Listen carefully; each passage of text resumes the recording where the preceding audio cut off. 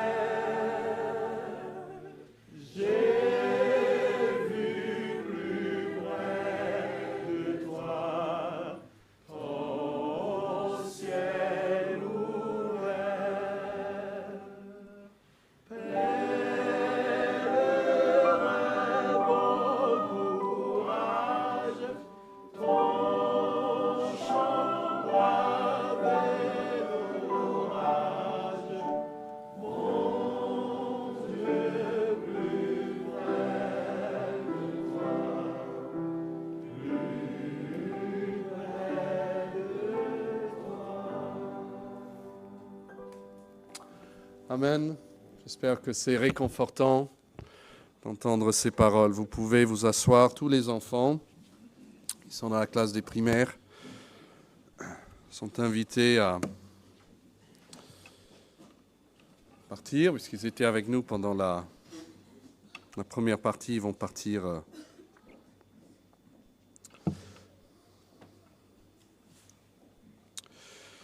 Je vous invite de prendre vos Bibles et pour nous préparer à continuer notre adoration par la table du Seigneur,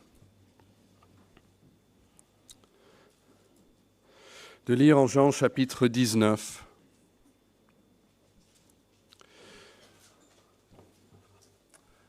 Alors, une fois par mois, quand nous célébrons la table du Seigneur, nous essayons de donner tout le culte, que ce soit les chants, la lecture, et même le serment, à considérer un aspect de la mort de notre Sauveur. Et depuis quelque temps, nous suivons un peu chronologiquement la semaine de la Passion et puis le jour de la mort de notre Sauveur. Jean 19, verset 17 dit « Jésus, portant sa croix, arriva au lieu du crâne qui se nomme en hébreu Golgotha. C'est là qu'il fut crucifié et deux autres avec lui, un de chaque côté, Jésus au milieu. » Et puis si vous regardez le verset 28, Jean 19, 28, après cela, Jésus, qui savait que tout était déjà accompli ou consommé, dit, afin que l'écriture soit accomplie, « J'ai soif. » Il y avait là un vase plein de vinaigre. Les soldats en remplirent une éponge et l'ayant fixé à une branche d'hysope, ils l'approchèrent de sa bouche. Quand Jésus prit le vinaigre, il dit « Tout est accompli. » Et baissant la tête, il rendit l'esprit. Voici la mort de Jésus-Christ. Alors, Jésus a prononcé sur la croix 7 phrases, on les appelle parfois 7 paroles, parfois on dit 7 cris sur la croix. Je vous les note ici, de 9h, quand il a été crucifié, jusqu'à midi, il y a eu 3 paroles de Jésus. La première en Luc 23, 34, « Père, pardonne-leur, car ils ne savent ce qu'ils font ». Et puis aussi en Luc 23, verset 43, « Je te le dis en vérité, aujourd'hui tu seras avec moi dans le paradis ». Et puis Jean 19 nous raconte qu'il parle à sa mère et à Jean et leur dit « Femme, voilà ton fils ». Et puis à Jean, voilà ta mère. Et puis il y a 3 heures d'obscurité. Et pendant ces 3 heures d'obscurité, de midi à 15 heures, il n'y a aucune parole qui nous est donnée dans les évangiles. Et puis vers 15 heures, nous avons donc les 4 dernières paroles de Jésus. Eloi, Eloi, lama sabachthani, ce qui signifie mon Dieu, pourquoi m'as-tu abandonné? On peut le lire en Marc, Matthieu. On l'a lu ce matin dans le psaume 22. J'ai soif, que nous venons de lire en Jean 19. Tout est accompli. Et puis Jésus s'écria d'une voix forte, « Père, je remets mon esprit entre tes mains. » Et en disant ces paroles, il expira. C'est Luc 23, 46. Alors notez ce que Jésus dit sur la croix. Les 3 premières paroles concernent vraiment les autres. Il demande pardon pour les autres. Il offre le pardon à un de ces criminels. Et puis, il prend soin de sa mère. La 6e, regardez le numéro 6, c'est vraiment une déclaration victorieuse d'avoir tout accompli. La dernière, numéro 7, c'est celle où il met en œuvre en fait la fin en donnant son esprit à son Père. Et donc, ce n'est que le 4e et le 5e cri qui parlent de ce qu'il expérimente. Et le 4e est adressé à son Père, c'est une prière, et il parle de sa souffrance spirituelle. « Pourquoi m'as-tu abandonné ?» Et ce n'est que la 5e parole qui fait référence à sa souffrance physique. Elle est courte, elle est simple, elle est discrète. Et nous allons la considérer aujourd'hui. J'ai soif. Ce qu'on veut souligner en écoutant Jésus, en criant « J'ai soif », ce que nous devons comprendre, c'est que notre Sauveur ressent entièrement la souffrance qu'il endure sur la croix. Cette phrase nous fait comprendre qu'il souffre. Il n'est pas épargné de la souffrance physique. Il ressent la douleur physique. Sa soif était réel. Jésus n'avait probablement pas bu depuis la nuit avant, lors du dernier souper. Et déjà, dans le jardin, on sait qu'il transpirait si abondamment que Luc 22, 44 nous dit que sa sueur est devenue comme des gouttes de sang tombant sur le sol, donc probablement accompagnée d'une déshydratation critique. Il n'obtient aucun repos pendant la nuit. En fait, il est battu, il est fouetté. Ça vient avec une perte importante de sang, donc encore plus de soif. Et puis, il est contraint de porter sa propre croix jusqu'à un épuisement physique où il tombe, il n'en peut plus. Les soldats sont forcés à trouver quelqu'un d'autre, Simon de Cyrène, pour le porter à sa place. Ensuite, il est cloué maintenant à la croix sous la chaleur du jour. Ça entraîne une plus grande perte de sang, une douleur intense. Donc, sans aucun doute, notre Sauveur avait soif, il souffrait d'une douleur réelle. Que ici, personne pourrait dire « je connais cette souffrance, même physique ». Sa soif était humaine. Vous réalisez, j'espère, que Dieu n'a jamais soif. Dieu est esprit, il n'a pas de corps comme nous. Le psaume 50, verset 12, Dieu dit « Si j'avais faim, je ne te le dirais pas, car le monde est à moi et tout ce qu'il renferme. » Mais Jésus crie « J'ai soif !» Et ça, c'est l'une des vérités les plus merveilleuses parce que ça nous parle de la vraie ou la véritable humanité de notre Sauveur Jésus-Christ. Parfois, ceux qui ne croient pas à la Bible, ne croient pas en Jésus-Christ, ils ont du mal à croire que Jésus est vraiment Dieu. Mais parfois, un vrai croyant qui croit que Jésus est Dieu, il a du mal à croire que Jésus est réellement homme. Il est 100% homme. Et son humanité, en fait, est exactement comme la nôtre. La Bible dit en Hébreux 2, 14, « Puisque les enfants participent au sang et à la chair », il parle de nous, les humains, nous on a le sang, nous on a la chair, eh bien, il a également participé lui-même, comme nous. Rien dans la Bible nous permet de penser que Jésus a eu une enfance sans maladie, sans bleu, sans blessure, sans fatigue, sans tristesse. Ésaïe nous parle même de ses meurtrissures. Je pense qu'on a tort de reléguer ses blessures uniquement à la dernière journée de sa vie. Non, il a souffert toute sa vie. Et c'est pourquoi il peut compatir avec nous. Il nous connaît non seulement en tant que le créateur des êtres humains, donc il nous connaît parfaitement comme cela, mais il nous connaît en tant que partie de la création, en tant qu'homme lui-même. Il peut compatir avec nous. Nous n'avons pas, la Bible dit,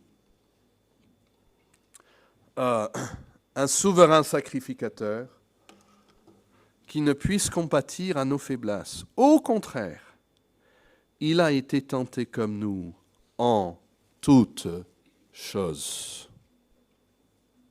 La seule différence entre nous et lui, c'est que nous péchons. Et lui, il l'a fait sans commettre de péché. Alors je vous demande, mes amis, êtes-vous fatigués?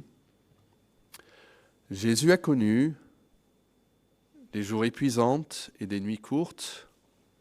Il sait ce que c'est d'être fatigué. Il a une mémoire parfaite. Donc il se souvient parfaitement de ce qu'il a connu. Vous sentez-vous abandonné? Jésus connaît ce matin le sentiment de ce que c'est d'être trahi par un proche et abandonné par tous ses amis. Est-ce que vous vous sentez mal compris? Jésus connaît ce que c'est d'avoir ses propres paroles prises, tordues et puis utilisées contre lui pour le condamner.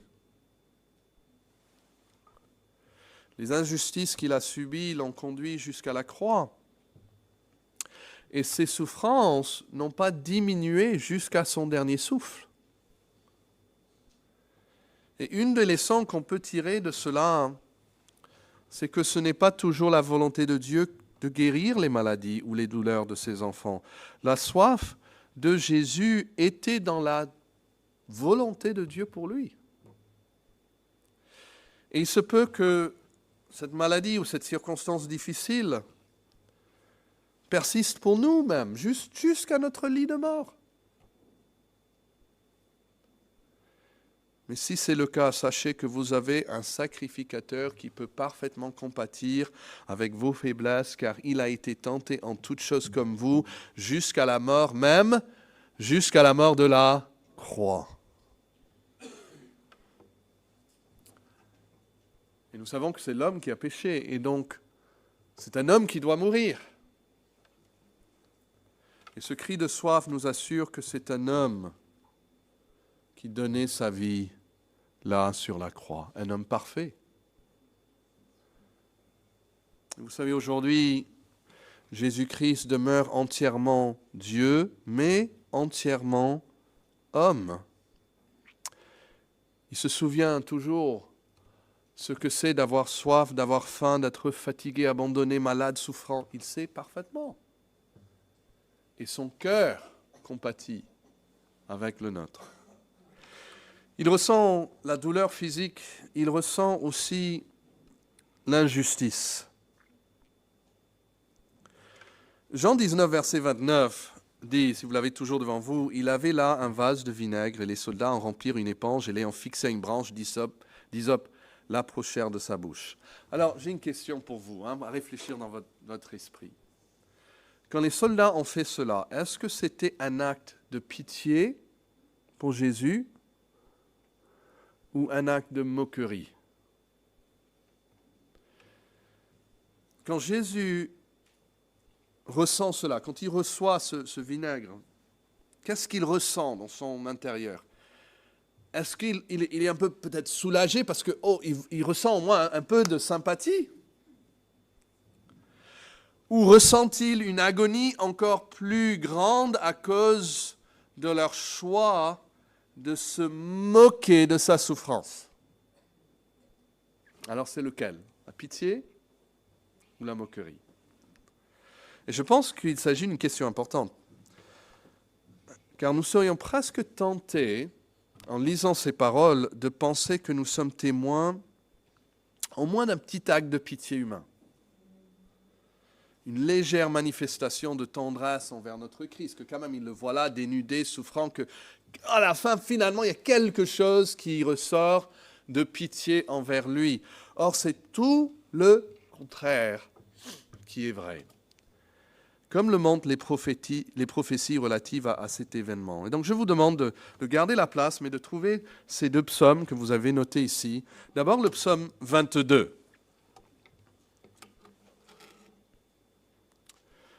Notez comment il commence. Mon Dieu, pourquoi m'as-tu abandonné? Donc on peut certainement déduire que Jésus méditait sur ce psaume là sur la croix, car il a cité même cette phrase. Ok, notez le verset 16. Ma force se dessèche comme l'argile, comme un morceau de poterie. Ma langue s'attache à mon palais, tu me réduis à la poussière de la mort. J'ai lu des descriptions médicales sur ce que c'est de mourir de la déshydratation. Et une des choses mentionnées, c'est le gonflement de la langue. Au point où l'individu se sent constamment, presque comme s'il est en train d'être étranglé. C'est horrible, c'est douloureux. Ça doit être un peu comme cette description au milieu du verset 16. « Ma langue s'attache à mon palais, tu me réduis à la poussière de la mort. » C'est une soif de mort. Mais remarquez maintenant ce que notre Sauveur ressentait de la part de ceux qui assistaient à ses souffrances. Regardez le verset 7. « Et moi je suis un ver et non un homme, l'opprobre des hommes et le méprisé du peuple. » Regardez le verset 8. « Tous ceux, vous voyez ça? Tous ceux qui me voient, qu'est-ce qu'ils font? Ils se moquent de moi. Ils ouvrent la bouche, ils secouent la tête. » Regardez le verset 17. « Car des chiens m'environnent, une bande de scélérats rôde autour de moi. Ils ont percé mes mains et mes pieds. Je pourrais compter tous mes os. Eux, ils observent. Ils me regardent, ils partagent mes vêtements, ils tirent au sort ma tunique. C'est incroyable de voir la précision de ces prophéties quant à la crucifixion de Jésus-Christ. Mais ressentez-vous de la pitié dans ces versets? Il n'y a que de la moquerie. Trouvez maintenant le psaume 69. Et ceci est étonnant parce que c'est non seulement la soif, mais la boisson qu'on lui a offerte, qui est prédite. C'est aussi à ce psaume que sans doute Jésus pensait quand il parle sur la croix et qui dit « j'ai soif ». Notez le verset 5. « Ils sont plus nombreux que les cheveux de ma tête, ceux qui m'haïssent sans cause. »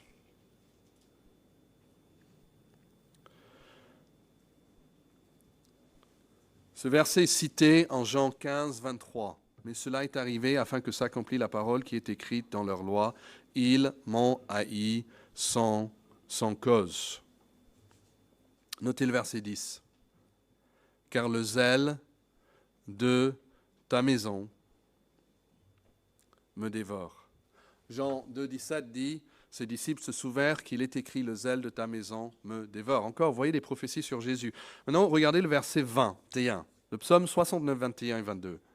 L'opprobre me brise le cœur et je suis malade.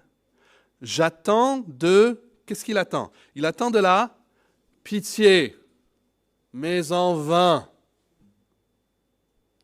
J'attends des consolateurs et je n'en trouve aucun. D'accord? Où est la preuve qu'en cherchant de la pitié, il cherche en vain? Regardez la preuve, verset 22. Ils mettent du fiel dans ma nourriture et pour apaiser ma soif, ils m'abreuvent de vinaigre. Quand vous lisez le contexte de ce psaume, le verset 21, « J'attends de la pitié, mais en vain des consolateurs, et je n'en trouve aucun. Ils mettent du fiel dans ma nourriture, et pour apaiser ma soif, ils m'abreuvent de vinaigre. » Ça suggère deux choses. Ça suggère, premièrement, que l'une des raisons pour laquelle Jésus a crié « J'ai soif » était de voir si quelqu'un autour de lui voulait le réconforter et l'aider. C'est un peu comme... Plus tôt, il avait dit à ses disciples, « Est-ce que vous pouvez veiller 1 heure et prier avec moi ?» Il cherchait du réconfort humain. Et eux, ils se sont mis à quoi? À dormir. Et là, il veut voir, est-ce que quelqu'un autour d'ici, quelqu'un a pitié? J'ai soif. J'ai soif. Il sentait la douleur et l'abandon. Il cherchait, comme dit le psaume, de la pitié. Il cherchait un réconfort. Juste un petit... Rappelez, on viendra plus tard, mais Lazare et l'homme riche se trouvent en enfer. Il dit, mais envoie quelqu'un pour juste une goutte d'eau. C'est ce que Jésus demande. Et la deuxième chose qu'on note depuis ce contexte, c'est la façon dont ils réagissent à son cri de soif prouve qu'ils n'ont aucune pitié pour lui. J'attends de la pitié, mais en vain. J'attends des consolateurs et je n'en trouve aucun. Pour apaiser ma soif, ils m'abreuvent de vinaigre. Alors, il est évident que les soldats ont agi par moquerie en remplissant une éponge de vinaigre et l'approchant de sa bouche, plutôt que par pitié. Et Luc même confirme cela. Chapitre 23, les versets 36 et 37, il dit « Les soldats aussi se moquaient de lui, s'approchant et lui présentant du vinaigre. Il disait, avec le vinaigre, « Si tu es le roi des Juifs, sauve-toi toi-même. » Jésus, pour la première fois, il souffre depuis des heures. Il exprime une façade de sa douleur et il ne reçoit qu'une éponge trempée dans le vinaigre en signe de mépris et de moquerie. Même Job Même Job avait des amis qui sont venus s'asseoir dans le silence. Et Jésus n'a même pas ça. Et dans sa déclaration précédente, Jésus avait exprimé la douleur d'être abandonné par son Père céleste. Mais ici, nous nous voyons raillé par ses semblables au moment de sa plus grande faiblesse et sa plus grande douleur. C'est comme le ciel et la terre en bouchaient les oreilles. Et il n'a personne. Il n'a personne. Il n'a jamais eu d'individu dans l'histoire de l'univers aussi abandonné par le Père et par les hommes que Jésus, cloué là sur la croix et mourant de soif. Mon Sauveur ressent entièrement la souffrance qu'il endure sur la croix, mais deuxièmement, notons aussi que mon Sauveur, notre Sauveur, prend activement part à l'accomplissement du plan divin qui se réalise sur la croix. Il prend part. Il fait plus que subir. Et si vous revenez en Jean, j'aimerais noter avec attention ce que nous dit l'Évangile. Jean 19, verset 28. Il dit après cela, Jésus qui savait, on pourrait mieux le traduire, Jésus sachant, ça va être la base de ce qu'il va dire. C'est cette connaissance qui va le pousser à exprimer sa soif, sachant que tout était déjà consommé, ou mieux, tout était déjà achevé ou accompli. C'est le même mot quand il va dire juste après, tout est accompli. Donc il dit, il voit que la fin vient, tout est là, il est, si vous voulez, il est à la ligne d'arrivée. Il va parler, il est motivé. Il est motivé par une connaissance intime de sa mission. On voit que Jésus n'a jamais perdu ça. Parfois, quand on a très mal, on a douleur, on oublie tout. On oublie pourquoi on est là, on oublie ce qui se passe. On a tellement mal. Mais Jésus n'a jamais perdu la connaissance intime de sa mission. Il savait où il était, il savait ce qui se passait, il savait que tout était là sur le seuil de l'accomplissement. Jean 13, verset 1, avant la fête de Pâques, Jésus, sachant que son heure était venue de passer de ce monde au Père. Jean 17, verset 1, Jésus leva les yeux au ciel et dit, Père, l'heure est venue. Plus tard, il dit dans la même prière, j'ai achevé l'œuvre que tu m'as donnée à faire. Jean 18, verset 4, Jésus, sachant tout ce qui devait lui arriver. Oui, Jésus est pleinement conscient de ce qui arrive.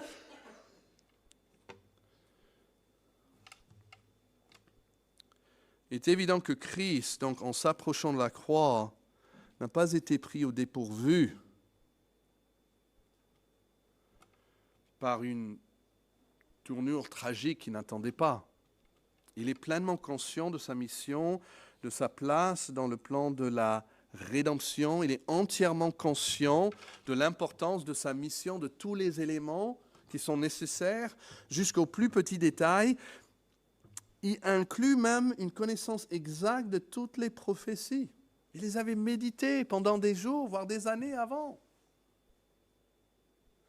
Et c'est dans cette connaissance qu'il dit, verset 28, sachant que tout était là, tout était accompli, afin, notez le verset, afin que l'Écriture soit accomplie.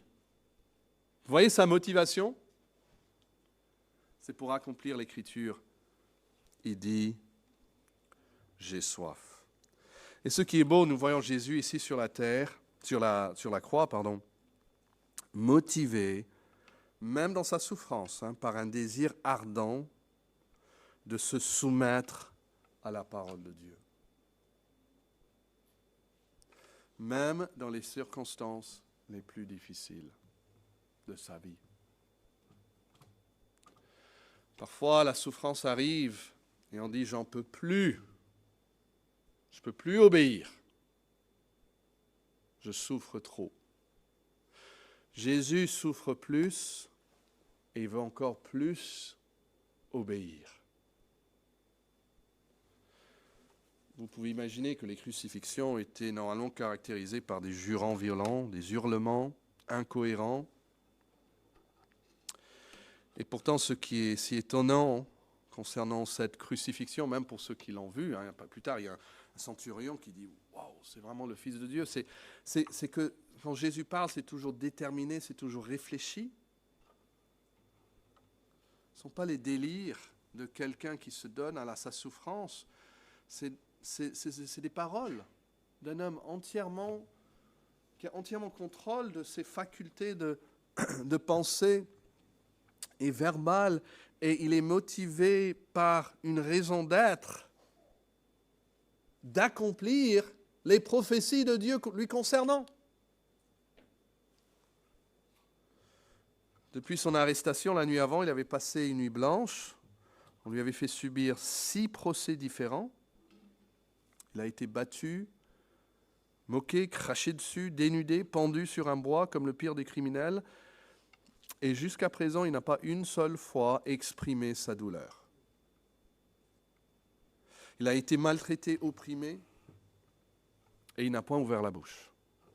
Semblable à un agneau qu'on mène à la boucherie, à une brebis muette devant ceux qui l'attendent, il n'a point ouvert la bouche. Ésaïe 53, verset 7.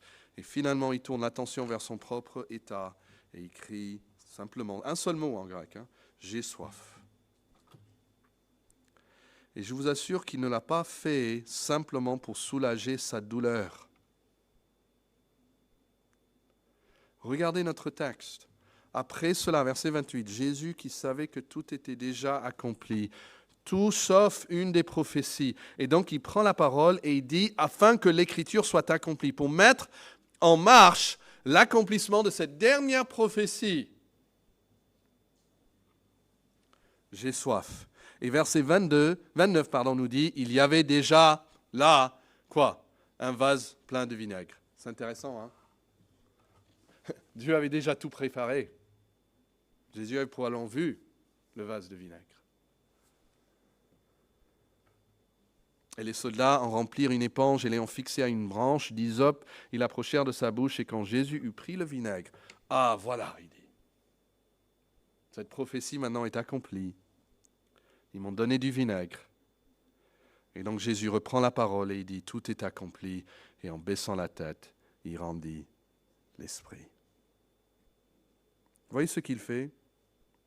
Cloué à la croix, alors qu'il se vidait de son sang, il prend une mesure délibérée pour assurer que cette prophétie soit accomplie.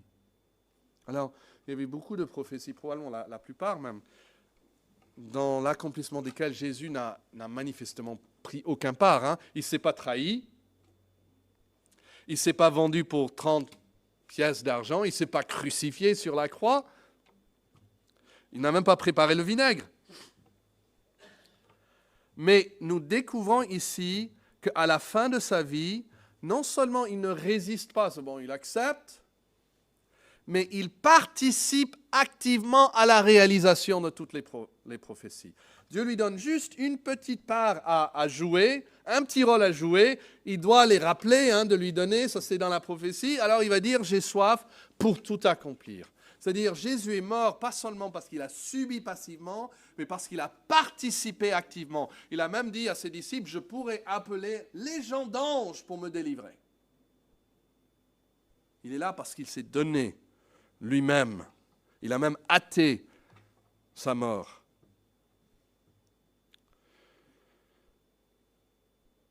Et là, ils n'ont pas encore accompli le psaume 69, verset 22. Et pour apaiser ma soif, il m'abreuve de vinaigre. Ce n'est pas encore fait, donc Jésus veut les pousser à le faire. Et donc, il exprime sa soif.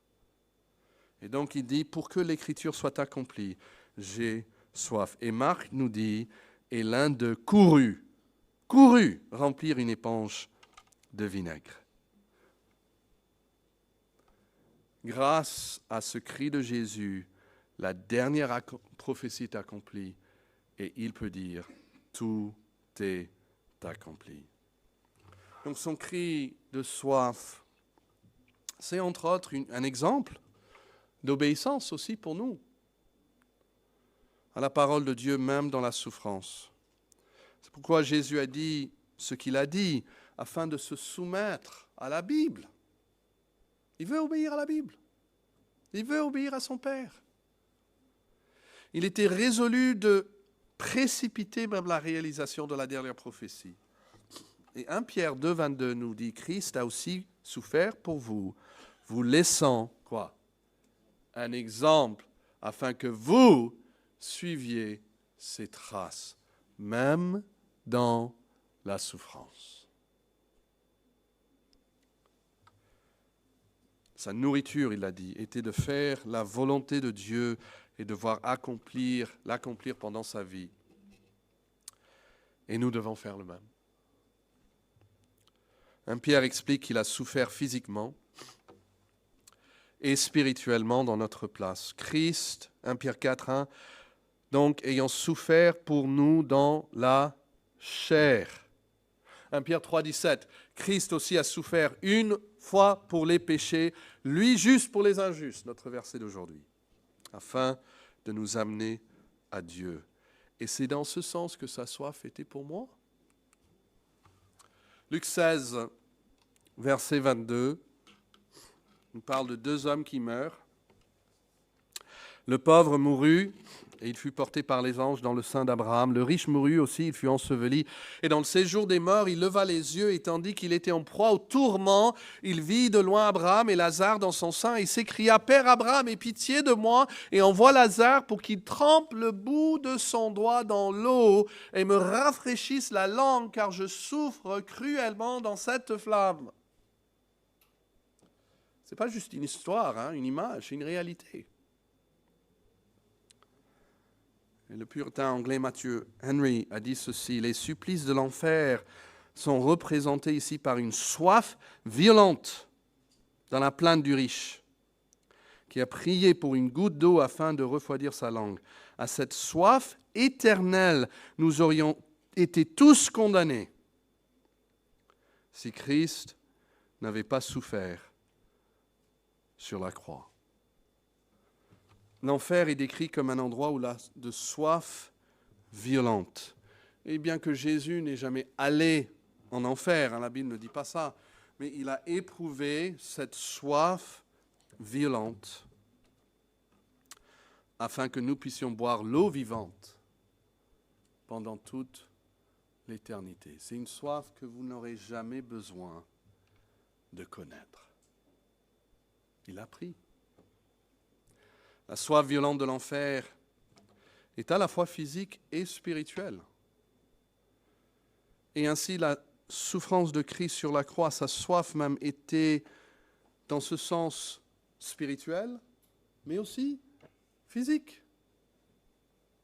Il a connu quelque chose même physiquement des tourments de l'enfer. Mais la tragédie, c'est que trop souvent, nous-mêmes, nous sommes la cause de notre propre soif. Le prophète Jérémie dit ceci, « Mon peuple a commis un double péché. Ils m'ont abandonné, moi qui suis une source d'eau vive, pour se creuser des citernes crevassées qui ne retiennent pas l'eau. » Il n'y a aucun doute que le Créateur a mis dans chaque âme, sans Christ, un vide. Faible peut-être, ignoré souvent, mais c'est une petite indication de la soif violente qui va suivre s'ils rejettent Christ. Et ce vide les pousse à le combler.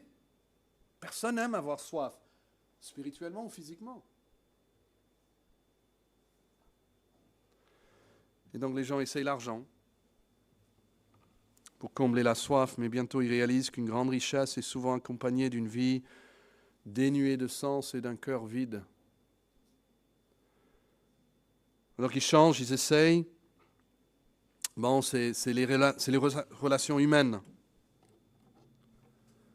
Mais ça ne prend pas beaucoup de temps pour que les relations humaines deviennent difficiles et ils réalisent que ça non plus ne peut pas étancher leur soif. Ils changent d'avis, ils disent, bon, ça doit être l'éducation, ils poursuivent de nombreux diplômes, mais ils se trouvent toujours avec cette soif.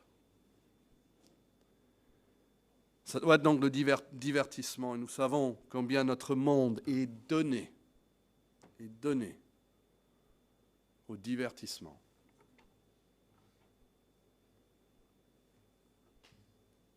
Quelqu'un m'a dit cette semaine que pour regarder tout ce qu'il y a sur YouTube, il vous faudra plus de 17 000 ans. Le monde a 17 000 ans de divertissement pour vous. Gratuit, si vous regardez des pubs. Vous savez, la nuit se trouve toujours sec, desséché. Ils constatent que leurs cœurs sont aussi vides et altérés qu'auparavant. Et parfois, ça les conduit donc vers une vie débauchée et immorale. Ils se cèdent aux désirs charnels. Ils réalisent après qu'ils n'ont fait que boire de l'eau de mer. Et leur état est pire qu'auparavant. Parfois ils disent que c'est la moralité, parfois ils disent que c'est la religion. Chacun a son idée. Mais le vide persiste et la Bible indique même que nos tentatives d'apaiser la soif que Dieu a inscrite en nous est un péché si nous le cherchons ailleurs. C'est deux péchés, vous voyez. D'abord on abandonne et après on creuse ailleurs pour trouver, pour remplir le vide. Ça c'est un péché. C'est un péché, même pour les chrétiens, de chercher ailleurs ce que Christ seul peut lui donner. En Jacques, il va même dire que c'est de l'immoralité. Il va dire adultère que vous êtes. Parce que vous êtes amis du monde. Mais Christ a souffert cette soif à notre place. Et Apocalypse 7, versets 16 et 17 parle de ceux qui sont en Christ, ils n'auront plus faim,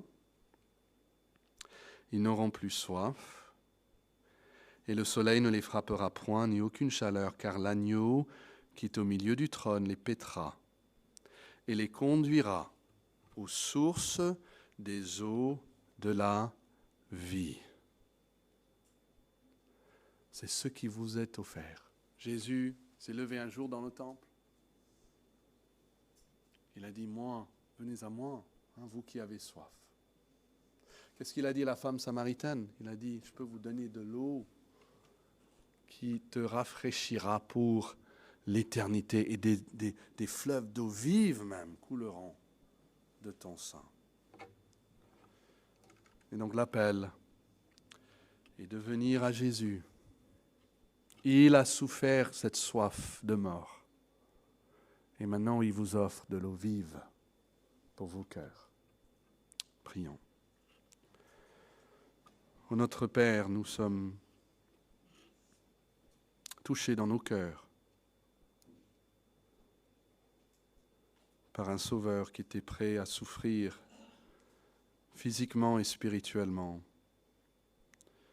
des douleurs que nous ne pourrons jamais connaître, car il nous a sauvés de ces douleurs. Et nous te remercions pour ta parole qui nous donne comme une fenêtre dans ces souffrances. Et nous savons que Jésus ne recherche pas de nos cœurs de la pitié. Il ne veut pas qu'on imite ce que Jésus a souffert sur la croix. Il veut qu'on vienne à lui dans la foi et dans la repentance. Et nous prions donc que ce sera la réponse de chaque cœur réuni ce matin. Car c'est dans son nom que nous prions.